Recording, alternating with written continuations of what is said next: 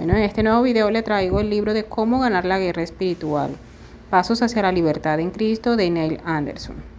Cuando yo entregué mi vida al Señor, cuando yo había decidido seguirlo, yo sabía que había estado en lugares y había hecho cosas que al Señor no le agradaban.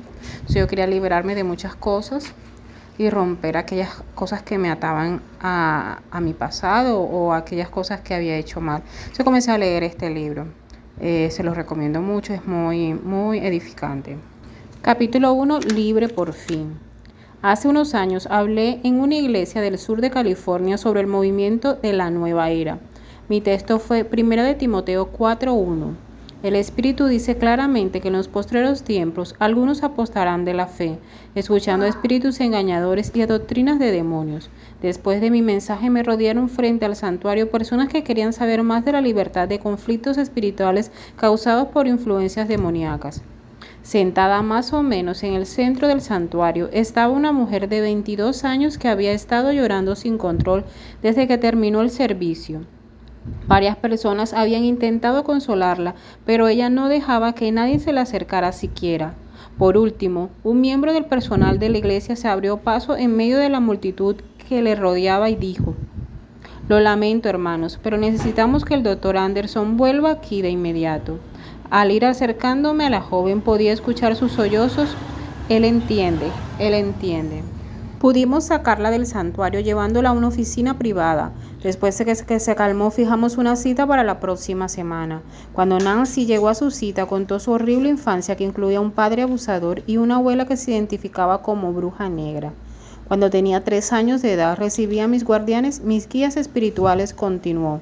Eran mis compañeros los que me decían cómo vivir y qué decir.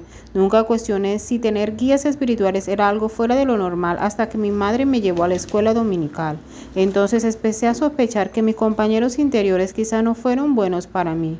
Cuando les pregunté a mis padres sobre eso, mi padre me pegó. Nunca volví a preguntar. Al fin de soportar la creciente tortura que sus guías espirituales le ocasionaban en su vida, Nancy recurrió a una rígida disciplina personal. En sus años del instituto confió en Cristo como su Salvador.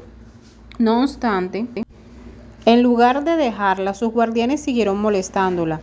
Después de terminar el instituto, Nancy se fue al lugar donde más disciplina se le exige a la persona, donde la disciplina es lo fundamental, la infantería de marina. Decidida a convertirse en la más recia de las mujeres soldados de la infantería, se ganó premios por su disciplina. Sin embargo, el tormento espiritual seguía empujando su mente y sus emociones hacia el borde del abismo. Ella se negaba a contarle a nadie su lucha mental por el miedo a que la catalogaran de loca. A pasar el tiempo, por fin, la presión de la lucha espiritual que tenía era tan violenta que tuvo su explosión, lo que ocasionó que Nancy tuviera que someterse a un examen médico que arrojó un resultado negativo para continuar en la infantería de marina, y se produjo la baja por razones de salud. Así que Nancy se retiró a una existencia solitaria de tormento y dolor interno. Este era el estado de Nancy cuando vino a la iglesia y me escuchó hablar acerca de los espíritus engañadores. Por fin, alguien que me entiende, concluyó Nancy con lágrimas en los ojos. ¿Te gustaría librarte de tus guías espirituales?, le pregunté. Hubo una larga pausa. ¿Me dejarán de veras o volveré a casa y me darán una paliza otra vez? Serás libre, le aseguré. Una hora más tarde, Nancy era libre y nos abrazaba con una franqueza que nunca antes había conocido. Ahora puedo invitar a personas a mi casa, exclamó gozosa. La realidad del lado tenebroso. La experiencia de Nancy no es algo siniestro y errático en la comunidad cristiana contemporánea. A decir verdad, es más de 20 años de ministerio como pastor, consejero, profesor de seminario y conferenciante. He conocido y ministrado a más cristianos esclavizados en el lado tenebroso del mundo espiritual de lo que puedes creer. Mi propia peregrinación en este ámbito del ministerio no fue por elección propia. Yo era ingeniero aeroespacial antes que Dios me llamara al ministerio. Cuando era un simple cristiano laico, nunca sentí curiosidad por la actividad demoníaca ni el ocultismo. El atractivo del conocimiento esotérico y del poder ocultista nunca me sedujo.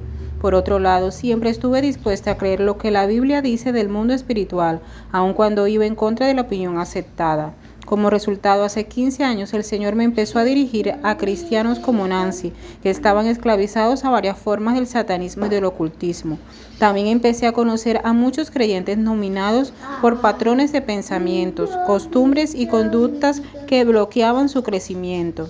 Mi deseo era liberar a estas personas a fin de que llevaran vidas productivas, pero mi preparación no me había equipado bien para este asunto. Me fui abriendo paso a través de un montón de fallos en mis primeros intentos por ministrarles, pero también experimenté algunos éxitos sorprendentes. He llegado a la conclusión de que es lamentable que los cristianos no estén preparados para enfrentarse con el mundo oscuro del reino de Satanás, ni para ministrar a quienes están esclavizados en él.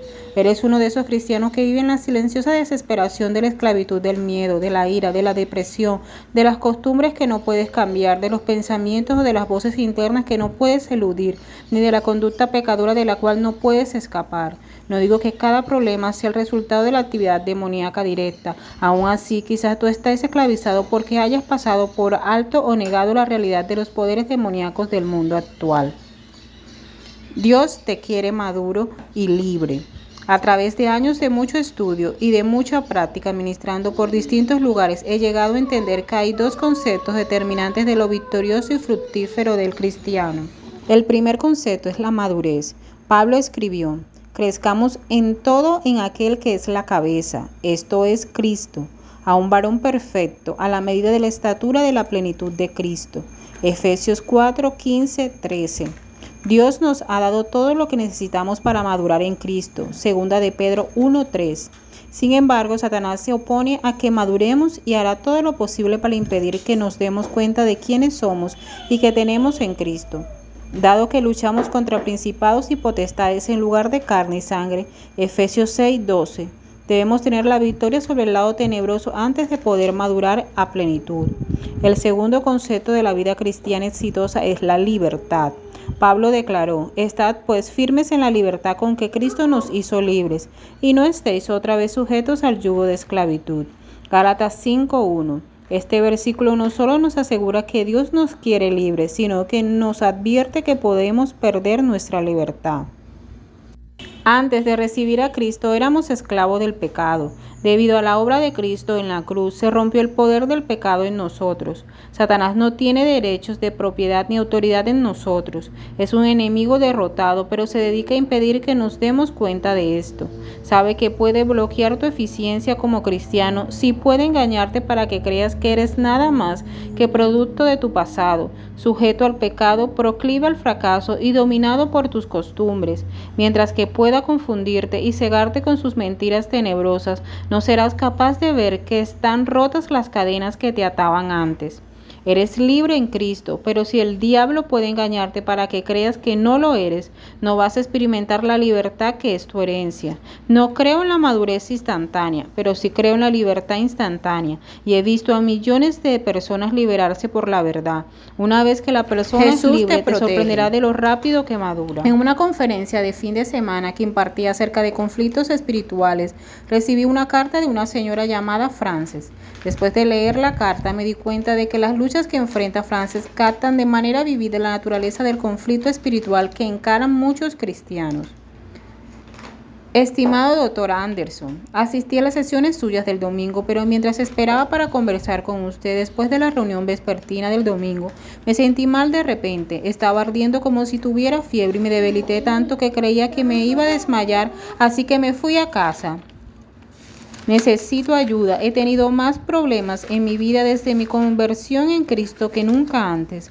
Me he pasado de la dosis de alcohol y drogas tantas veces que ya no las cuento. Me he cortado varias veces con hojas de afeitar, a veces muy gravemente. He tenido pensamientos, sentimientos e ideas de suicidio cada semana. Cómo apuñalarme en el corazón. Soy esclava de la masturbación. Estoy descontrolada y no sé cómo parar. Por fuera parezco muy normal, tengo un buen trabajo y vivo como una notable familia de nuestra comunidad. Hasta trabajo con jóvenes de mi iglesia. Sin embargo, ya no puedo explicar en realidad mi relación con Dios. He estado viendo a un psiquiatra por 2 años. A veces pienso que soy de esta manera debido a una infancia transformada o quizás naciera así. ¿Cómo puedo discernir si mis problemas están en mi mente o son el resultado del pecado y de la desobediencia contra Dios o la evidencia de la influencia demoníaca? Me gustaría hablar con usted durante la conferencia, pero no quiero ensayar más remedios que no den resultado. Frances.